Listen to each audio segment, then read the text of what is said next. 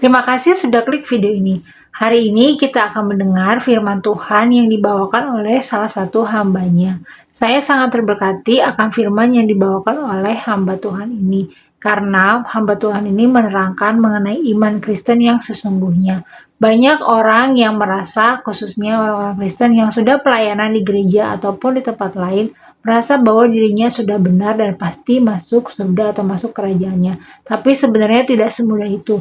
Dan saya juga merasa firman ini bukan hanya untuk umat Kristen saja, tapi semua orang yang ingin tahu seperti apa sih iman Kristen yang sesungguhnya, dan orang-orang atau manusia yang seperti apa yang bisa masuk ke kerajaan surga. Karena masuk kerajaan surga itu bukan hal yang mudah, harus dilakukan dengan effort sesungguhnya selama kita hidup. Baiklah, sama-sama kita saksikan. Semoga firman Tuhan yang saya tayangkan ini bisa terus memberkati kita semua. Dan jangan lupa bagikan, like, komen video ini agar makin banyak orang mendengar firman Tuhan dan mendengar kebenaran akan firman Tuhan. Tuhan memberkati. Tuhan, baru kita ini dikenal. Makanya Yesus berkata, di akhir zaman nanti ketika aku datang kali yang kedua, banyak orang akan mengaku aku, Tuhan aku kenal kau, aku tiap minggu pelayanan di Viva, aku tiap hari minggu datang di Plaza Indonesia. Tuhan bilang, aku enggak kenal kau.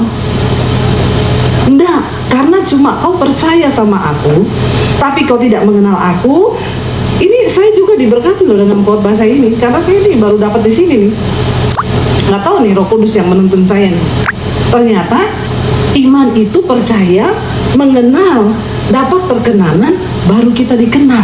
Nama kita tercatat dalam kitab kehidupan. Sekarang saudara cuma sampai di level mana beriman sama Tuhan? Halo, percaya toh? Jangan mimpi. Dikatakan di sana, kamu telah belajar mengenal Kristus. Rasul Paulus bilang, bagiku pengenalan akan Kristus itu lebih mulia dari segala kalanya. Makanya aku menganggap semuanya itu sampah. Aku melupakannya, meninggalkannya, dan mengejar Kristus. Amin, saudara.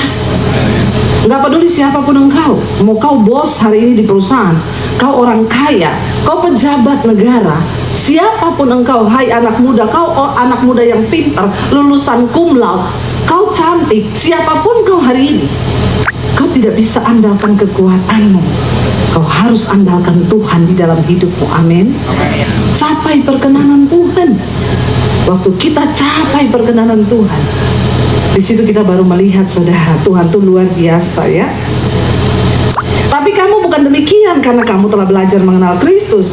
Ayat 21, karena kamu telah mendengar tentang Dia dan menerima pengajaran di dalam Dia menurut kebenaran yang nyata dalam Yesus. Apa itu kebenaran yang nyata di dalam Yesus, saudara? Ayat yang ke-22 berkata, yaitu apa? Baca bersama yang keras suaranya. Yaitu bahwa kamu berhubung dengan kehidupan kamu yang dahulu harus menanggalkan manusia lama yang menemui kebinasaannya, yang oleh nafsunya yang menyesatkan. Kalau saudara memilih tidak berubah hari ini, itu keputusanmu. Kalau saudara hanya memilih percaya sama Yesus dan tidak mengubah hidupmu menjadi manusia baru, itu pilihanmu. Tapi ini konsekuensinya, bahwa kamu berhubung dengan kehidupan kamu yang dahulu harus menanggalkan manusia lama. Kalau saudara tidak mau tanggalkan manusia lama, maka ini yang saudara akan dapatkan, yang menemui kebinasaannya oleh nafsunya yang menyesatkan. Karena penyesatan itu bukan hanya ketika saudara belajar sekte. Penyesatan itu bukan hanya Kristen progresif. Ada yang lebih menakutkan daripada Kristen progresif, yaitu waktu engkau ke gereja, beriman, percaya, tapi kelakuan tidak berubah. Katakan, itu lebih bahaya daripada Kristen progresif. Kemurtatan di dalam gereja banyak, kesesatan di dalam gereja banyak. Dari mana? Oleh hawa nafsumu yang tidak kau kalahkan.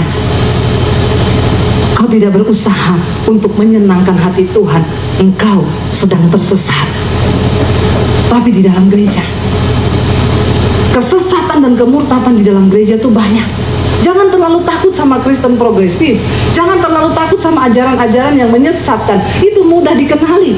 Waktu dia bilang Yesus bukan Tuhan, sesat. Tapi yang tidak dikenali yang ada di dalam gereja, Anda duduk manis setiap hari Minggu, tapi karaktermu tidak pernah berubah, engkau tidak mungkin bisa masuk dalam kerajaan Allah. Tidak ada jaminan. Jelas ayat ini berkata, karena berhubung dengan kehidupan kamu yang dahulu, kamu harus menanggalkan manusia lamamu. Kenapa? Karena manusia lama itu akan menemui kebinasaannya oleh nafsunya yang menyesatkan. Ternyata yang dapat menyesatkan kita itu bukan cuma ajaran sesat. Nafsumu, hawa nafsumu yang suka selingkuh, suka bersinah, suka melakukan hal-hal yang berbau dosa, hidup dalam kepahitan, dalam amarah, itu menyesatkan saudara, dan kau pasti binasa. Saya ingatkan saudara, Tuhan mau datang. Bukan orang sembarang yang bisa masuk surga. Bukan orang sembarang. Di gereja banyak yang sedang tersesat. Waktu hidupmu tidak berubah, kau sedang berjalan pada kebinasaan. Saya berdoa supaya kita semua mengalami perjumpaan pribadi dengan Tuhan. Hidup berubah. Makanya Yesus bilang kepada Nikodemus. Siapa Nikodemus? Pengajar di Yahudi, guru. Dia masuk salah satu pengajar orang terhormat di agama Yahudi.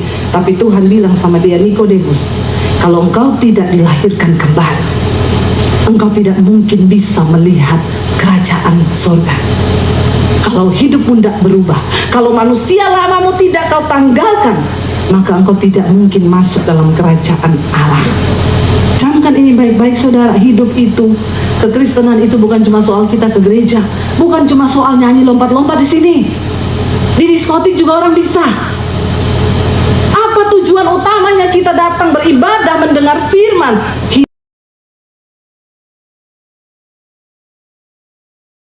Hidup berubah.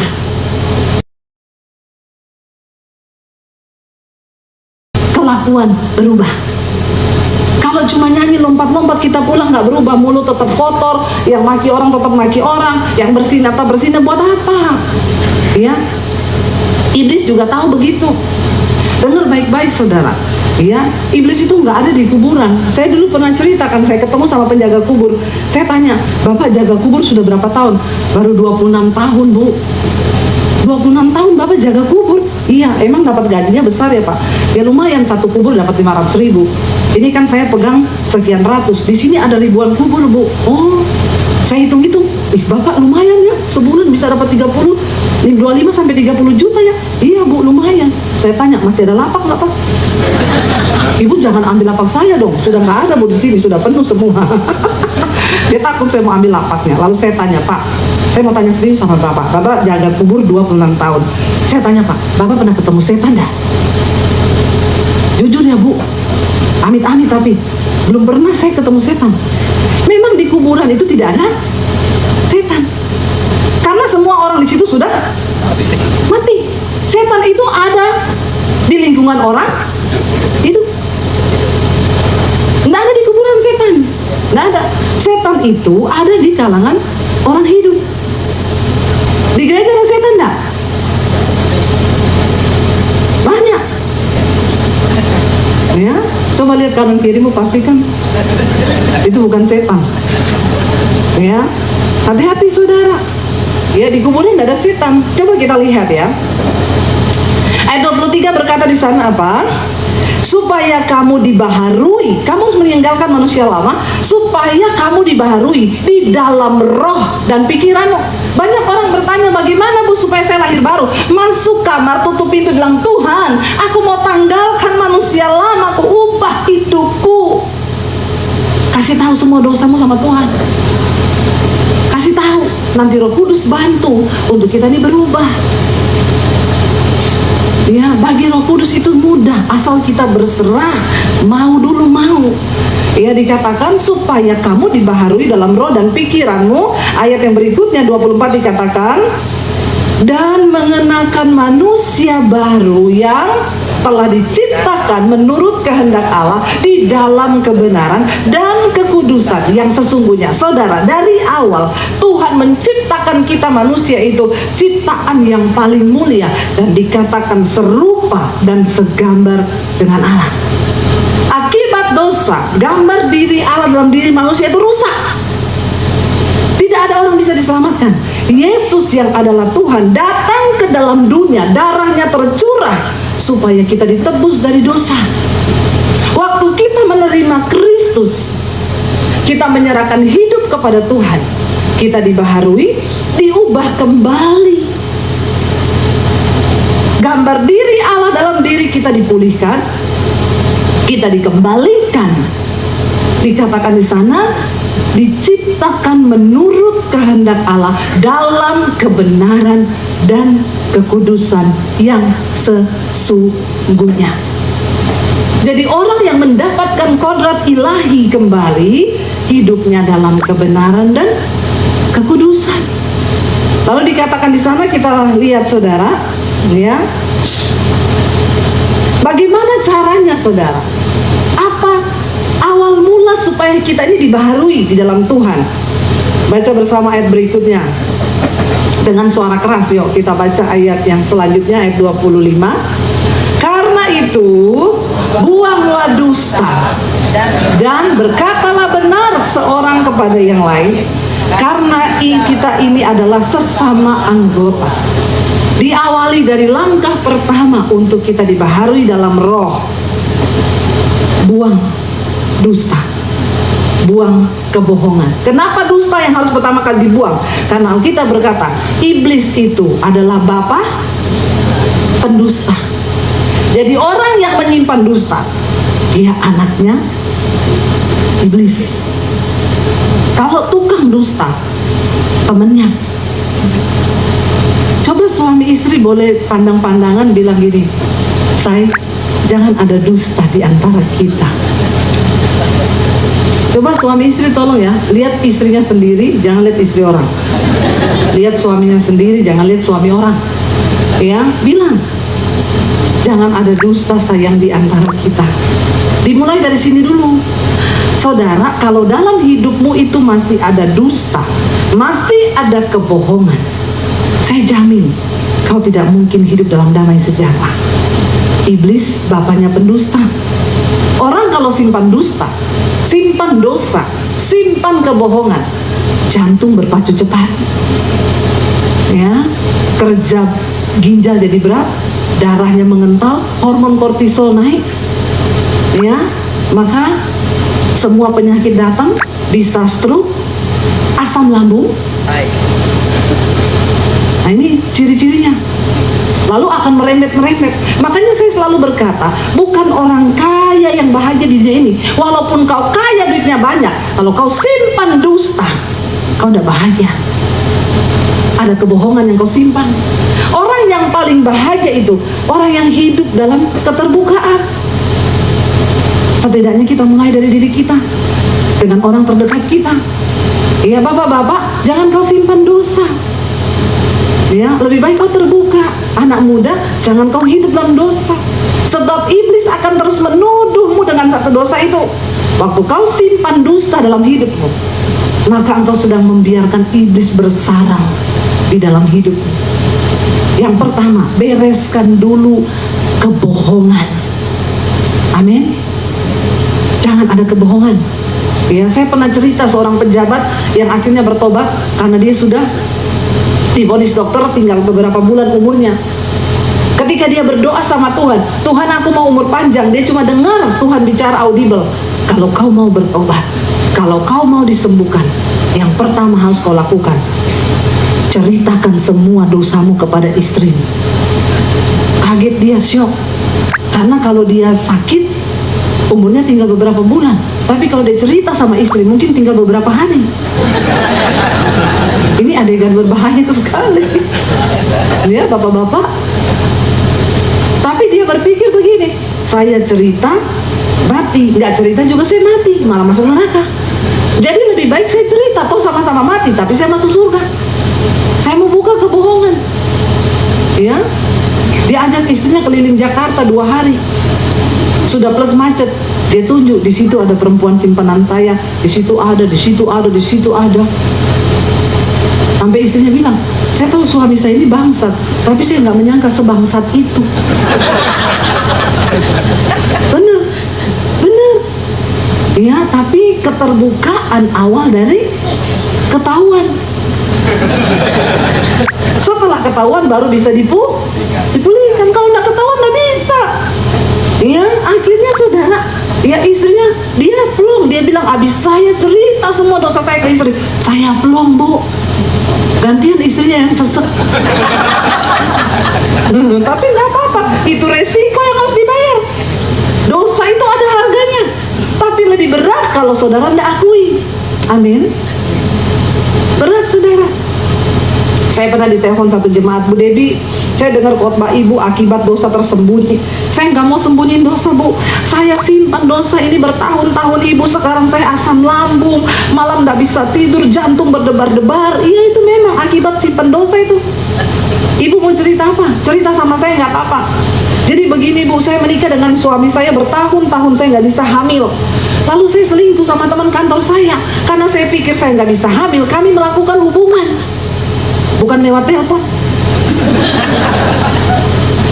Ketika saya melakukan hubungan baru sama pacar saya ini, selingkuhan saya hamil bu. Waktu saya hamil bu, saya langsung stop. Saya nggak kasih tahu dia kalau saya hamil. Saya langsung putus. Saya nggak tahu, saya nggak mau kalau dia tahu saya hamil. Saya langsung menjauh dari dia. Pokoknya nggak ada hubungan. Waktu suami saya tahu saya hamil, suami saya bersaksi kemana-mana bahwa terjadi mujizat. Ini antara sedih atau bahagia saya mendengar kisah ini saudara. Tapi inilah kehidupan orang-orang Kristen tuh banyak cerita. Suaminya senang ketemu orang, puji Tuhan istri saya hamil, ini mujizat yang Jangan menjadi pembuat mujizat bagi orang lain ya bapak-bapak. Hati-hati. Saya nggak tahu ini mujizat atau kutuk lagi ya. Terus ibu, nah masalahnya bu, anak saya tuh lahir sekarang sudah umur belasan tahun. Suami saya tahu itu anaknya. Ya untung mungkin wajahnya mirip, kulitnya mungkin sama kali dengan suaminya ya, selingkuhannya. Saya nggak bayangkan kalau dia hitam terus tiba-tiba anaknya lahir putih, atau dia putih tiba-tiba anaknya lahir hitam. Itu bisa mencurigakan ya. Mungkin jadinya suaminya nggak curiga. Sekarang anak itu sudah umur belasan tahun. Suami saya sayang banget sama anak ini. Sekarang saya dilema ibu, apakah saya harus cerita ke suami saya atau bagaimana? Nggak perlu bu. Ibu sudah terbuka dengan saya dan ibu sudah bertobat kan? Saya sudah bertobat bu, sejak itu saya bertobat, tapi saya tersiksa menyimpan kebohongan ini belasan tahun. Waktu saya nonton khotbah ibu, saya pengen cerita bu. Jadi saya cerita cuma sama ibu ini, iya, kamu gak usah cerita sama suami, karena takutnya kamu diceraikan, kasihan anakmu, akan banyak kehancuran terjadi. Yang penting saya sudah tahu. Iya bu, terima kasih Bu Debi, saya plong sekarang. Saya yakin asam lambungnya sembuh itu. Kasihan loh saudara, orang tuh kalau simpan kebohongan, tidak ada damai sejahtera di hidup. Makanya perlu ya, dengar anak-anak muda baik-baik. Sebelum engkau memasuki pernikahan, ya, jaga hidupmu. Bahkan saya ketika mau menikah dengan suami, saya ceritakan semua dosa saya. Suami pun terbuka dengan saya. Supaya apa? Kita beres memasuki pernikahan, tidak ada tuduhan, tidak ada apa-apa. Saya cerita sama suami saya masa lalu saya semua. Tidak ada orang di dunia ini yang tahu saya. Yang pertama selain Tuhan, kedua suami saya. Waktu saya cerita, saya tanya sama dia, kamu masih mau menikah dengan saya? Jawabannya itu benar-benar membuat hatiku hancur berkeping-keping. Dia bilang begini, kalau Yesus saja bisa mati buat dosa, kenapa saya tidak? Siapa saya? Itu yang membuat hati saya meleleh. Ya, luar biasa. Dan sampai hari ini kami menjalani rumah tangga luar biasa. Kenapa? Enak, tidak ada dosa. Jadi kalaupun nanti ada orang yang coba, kan di dunia ini banyak sekali saudara, orang yang mau menghancurkan kita, yang mau menjatuhkan kita tuh banyak. Ya pihak-pihak ketiga, orang-orang yang seperti itulah. Tapi ketika kita sudah memulainya dengan kebenaran, Makanya anak-anak muda, jaga hidupmu dalam kekudusan supaya tidak ada kutuk masuk dalam rumah tangga. Ya. Lalu dikatakan di sana apa? Yang pertama, ya, buang dusta. Jangan ada kebohongan, ya, supaya hidup kita di dalam damai sejahtera. Yang kedua, apa sudah dikatakan di sana? Ini juga yang dosa paling bikin orang itu malapetaka dan kehancuran. Yang berikutnya dikatakan ayat yang ke-26, apabila kamu menjadi marah, janganlah kamu berbuat dosa. Janganlah matahari terbenam sebelum padam amarahmu. Marah itu harus dibuang supaya kita dibaharui. Ayat ini berkata, apabila kamu menjadi marah, jangan kamu berbuat dosa. Jangan matahari terbenam sebelum padam amarahmu. Berarti marah boleh nggak? Semangat sekali jawabnya. Boleh, ya. Boleh marah, boleh, karena itu manusiawi. Kita masih manusia. Tapi perhatikan dua hal. Yang pertama, kalau kamu marah, jangan berbuat. Jadi bagaimana ya? Marah tapi nggak boleh buat dosa. Jangan sampai ketika engkau marah ada kata-kata kutuk, ada kata-kata kotor, ada kata-kata yang tidak sesuai firman Tuhan keluar dari mulutmu. Ya, Bapak Ibu, kita berdoa supaya ketika engkau marah, jangan ke kebun binatang keluar caci maki, semua keluar dari mulutmu. Yang kedua, jangan sampai ketika engkau marah, ya, engkau bawa amarahmu itu sampai malam, ya, sampai besok pagi. Ada loh orang Kristen. Tadi saudara di sana, waktu saya selesai khotbah, saya bilang, ayo kita berdoa. Tolong yang suami istri bergandeng tangan. Ada beberapa pasangan tidak mau gandeng tangan. Kan saya bisa lihat nih dari sini nih pasangan-pasangan ini kan. Saya ulangi lagi, tolong saudara gandeng tangan. Tidak mau lagi. Saya bilang, masa kalah sama truk aja gandengan. Kenapa kamu udah mau gandengan? Ya, saya sekali ngomong, yang pasangan suami istri tolong gandengan. Ini perintah dari atas mimbar. Ada yang tetap tidak mau, tapi saya curiga itu bukan pasangannya. Jangan-jangan itu selingkuhannya. Makanya dia nggak mau gandeng tangan. Kenapa saudara? Ada orang yang marahan, tapi ke gereja datang marahan, dengar khotbah marahan, pulang marahan. Nah, ini bukan digoda iblis, tapi ini iblisnya. Bertobat loh saudara. Bayangkan saudara, membawa amarah itu saudara, kalau kita nih marah, jiwa kita terganggu. Dari sini aja, cuma dua hal ini yang Tuhan suruh kita beresin kalau kita mau jadi manusia baru. Yang pertama, buang semua kebohongan. Yang kedua, buang amarah. Ya, jangan sampai kita membiarkan amarah itu menguasai kita. Sehingga dikatakan di sana ayat yang berikutnya, ayat 27 apa? Dan janganlah beri kesempatan kepada iblis. Iblis itu kerjaannya jalan-jalan keliling-keliling mencari kesempatan. Ya, ketika Ayub itu di kisah Ayub, Alkitab berkata iblis menghadap kepada Allah. Kok iblis bisa menghadap Tuhan? Bisa, karena dia memang dikasih akses sama Tuhan. Kerjaannya iblis menghadap Tuhan itu apa? Mendakwah saudara. Tuhan tanya, dari mana kau Tan? Setan loh. Dari mana Tan? Habis jalan-jalan berkeliling. Jadi kerjaannya iblis itu jalan-jalan keliling-keliling. Kalau ada orang Kristen yang sukanya jalan-jalan keliling-keliling tanpa arah, itu temennya. Ya, kecuali kau ada arah, jalan-jalan keliling punya tujuan kerja atau apa gitu ya. Dia bilang, aku habis jalan-jalan keliling-keliling. Kamu ketemu Ayub kan? Kamu lihat Ayub, hambaku yang setia dan saleh. Di situ iblis mulai mendakwa, iya Ayub saleh karena dia kaya, dia sehat, dia begini. Di kitab yang lain dikatakan iblis itu seperti singa yang mengaum-ngaum, yang mencari-cari orang yang dapat ditelan.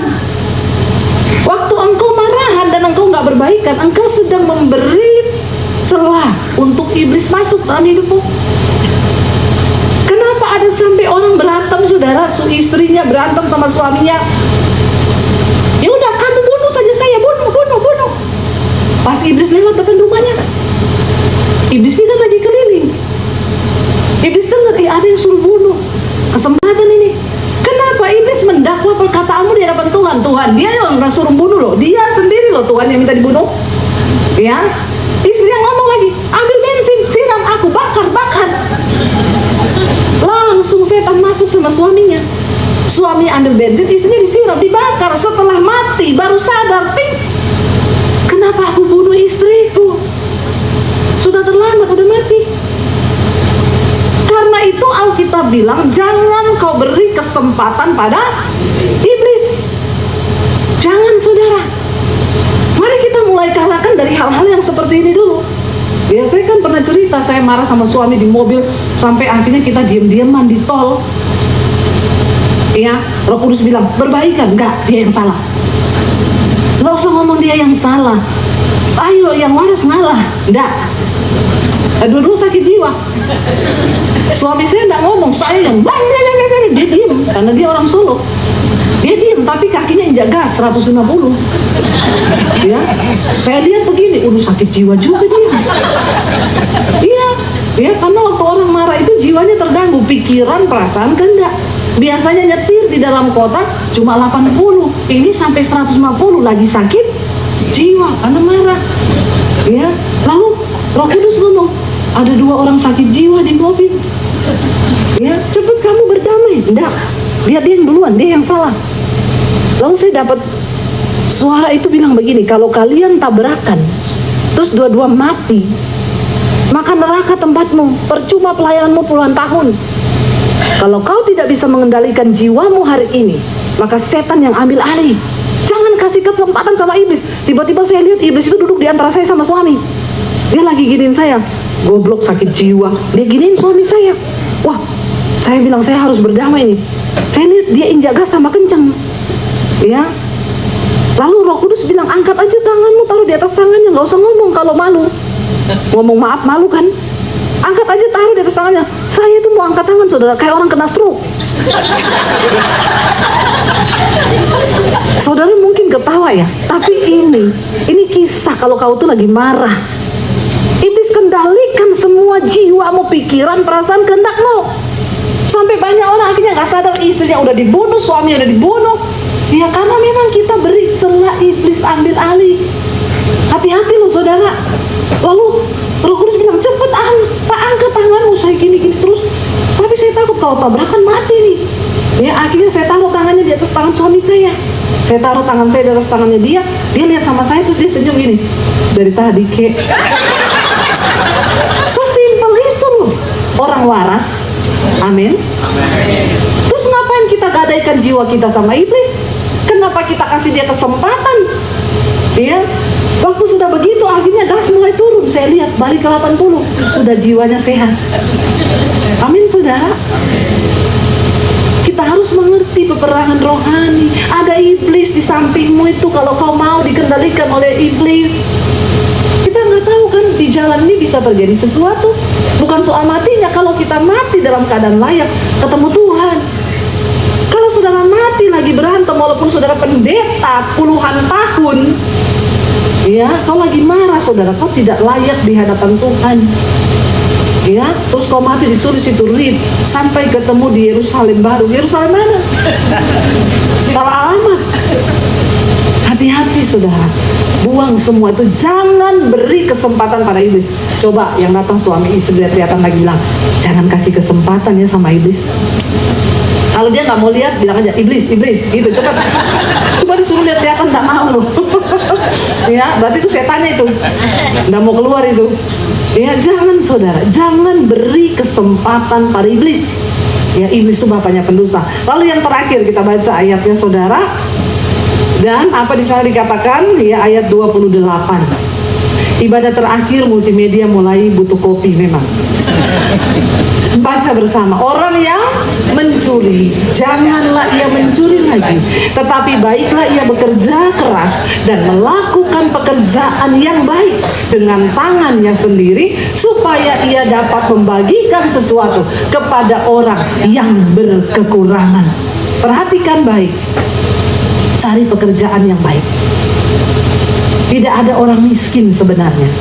Saya mau tanya, pekerjaan itu banyak enggak? Banyak enggak pekerjaan? Banyak. Tapi gengsi kita yang terlalu tinggi. Makanya kita bilang tidak ada pekerjaan. Alkitab berkata, apa yang dijumpai oleh tangan, kerjakanlah itu. Jadi tukang bersih-bersih, baik nggak saudara? Baik. Tapi kau malu, apalagi anak-anak zaman now. Gayanya melampaui terlalu tinggi, ya, melewati bumi dan angkasa luar. Kalau ngomong juga tinggi sekali, sampai tabrakan sama satelit mulutnya, saking tingginya, ya. Dia sudah nggak mau merendahkan diri. Kerjaan itu banyak, tapi gengsimu terlalu tinggi, makanya kau bilang tidak ada pekerjaan. Ayat ini berkata, daripada kau mencuri, lebih baik kau bekerja keras, supaya engkau mendapatkan upah. Dan apa? Dan kau dapat bagikan sesuatu kepada orang yang berkekurangan. Hidup di dunia ini bukan hanya untuk kau bekerja, mencukupi dirimu sendiri. Kalau kau belum bisa berbagi dengan orang yang berkekurangan, maaf, hidupmu itu belum berarti apa-apa di hadapan Tuhan. Karena kita dipanggil bukan cuma hidup bagi kepentingan kita, tapi kau harus berbagi sesuatu dengan orang yang berkekurangan. Amin, saudara. Jangan hidup bagi dirimu sendiri saja, tidak cukup. Kita harus memiliki berkat supaya kita bisa berbagi dengan orang yang berkekurangan. Jangan pernah merasa malu. Saya pernah jualan jus di emperan ruko, dipinjemin emperan. Setiap sore pulang toko tutup, saya boleh berjualan dari jam 4 sore sampai jam 12 malam. Saya tidak malu, saya sudah pendeta. Tapi saya tidak mau meminta-minta, saya nggak mau mencuri, tidak apa-apa. Semua saya jalani, saudara. Lebih baik kita bekerja keras daripada kau minta-minta sama orang. Apalagi kau mencuri, saudara. Hidupmu tidak berdampak bagi kerajaan Allah. Karena itu hari ini, saudara, mari kita belajar untuk sungguh-sungguh mengalami perubahan hidup. Ayat yang ke-29 dikatakan di sana, janganlah ada perkataan kotor orang yang dibaharui karakternya. Jangan ada perkataan kotor keluar dari mulutmu, tetapi pakailah perkataan yang baik untuk membangun di mana perlu, supaya mereka yang mendengarnya beroleh kasih karunia. Anak muda sekarang itu saya bingung kalau ngomong, kenapa sih harus pakai anjir? Ini perlu bertobat anak-anak muda sekarang ini, ya. Anjir gila, udah anjir gila lagi. Dia pikir ini kata-kata apa? Lu gaul boleh, nggak usah ikut-ikutan bahasa-bahasa yang nggak ada di Alkitab. Amin. Itu akan kau pertanggungjawabkan pada hari penghakiman.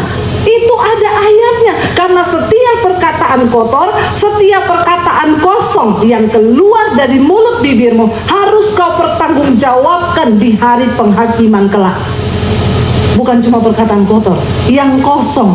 Ngapain dada ngomong anjir? Ya, coba ngapain, coba mau gaul-gaulan. Tapi memang kita lihat film-film sekarang, omongannya itu, memang itulah setan, diselip-selipin, saudara. Ya, film Indonesia ini perlu dikritik. Omongannya itu udah semua kata-kata makian tuh keluar, tapi itu dianggap bahasa gaul. Dan anak-anak muda itu ngikutin. Coba ketemu ya sama temennya, hei anjir, ngapain coba? Ya, apa itu? Perkataan sia-sia, kotor, sembrono. Ayo kembalikan identitas kekristenanmu. Kau dibilang gak gaul, gak apa-apa, tapi aku berkenan sama Tuhan. Amin. Yang terakhir, ini benar-benar terakhir, ayat 30. Saya suka ngomong terakhir terus karena jemaat suka kalau terakhir. Ayat 30, dan ini yang paling penting. Dan janganlah kamu, saya undang imam musik, dan janganlah kamu apa? Mendukakan Roh Kudus Allah yang telah memateraikan kamu menjelang hari penyelamatan. Roh Kudus adalah materai dalam hidup kita. Apa itu materai? Tanda sah. Sebuah surat resmi akan menjadi sah kalau dikasih materai. Orang Kristen akan sah masuk dalam kerajaan Allah kalau ada Roh Kudus dalam hidupmu. Jangan kamu dukakan Roh Kudus Allah yang ada dalam hidupmu sebagai materai. Roh Kudus bisa pergi meninggalkan orang percaya. kalau engkau terus mendukakan dia, membuat dia bersedih, karena dia adalah pribadi Tuhan di dalam diri kita. Bangkit berdiri bersama saudara, kita mau bilang di hadapan Tuhan, Bapa, sentuh hatiku, ubah hidupku menjadi yang baru. Kami rindu di hari-hari pemurnian ini, iman kami, karakter kami semakin dimurnikan Tuhan. Angkat tangan di hadapan Tuhan sekarang. Katakan bersama.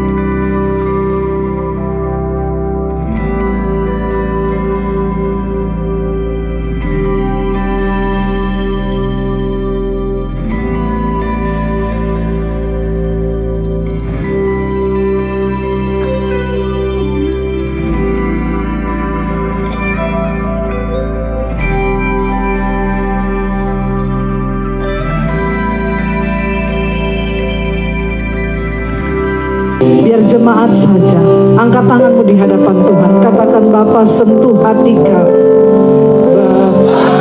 Ya Tuhan, ini doa kami Tuhan. Ubah hidup kami Tuhan, menjadi ciptaan yang baru, supaya kami layak bagai emas yang dimurnikan dalam api. Bentuk Tuhan, bentuk hidup kami.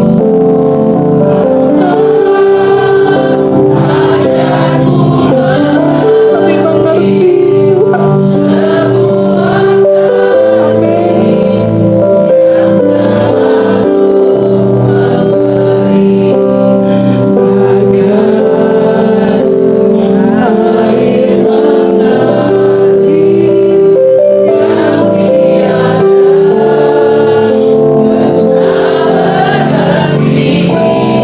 Saudara yang datang suami istri, saudara boleh bergandengan tangan. Katakan di hadapan Tuhan, Bapa. Saudara yang mungkin tidak datang dengan suami, yang suami belum bertobat, imani saudara, bahwa satu saat dia akan bersama-sama. Anak muda, minta pada Tuhan hari ini, Tuhan kuduskan hidup. Karena kita sedang dipersiapkan menjadi mempelai yang layak di akhir zaman. Inilah waktu-waktu pemurnian itu. Ya Tuhan, ajar kami Tuhan saling mengasihi dengan kasih. Kami mau buang semua amarah, kami mau buang semua kepahitan, semua kekecewaan.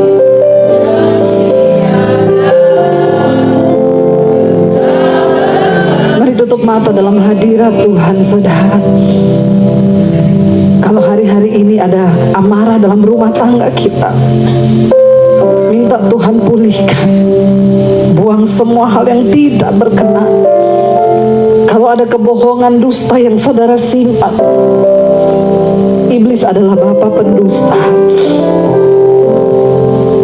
Jangan membuat dia punya rumah dalam hidupmu.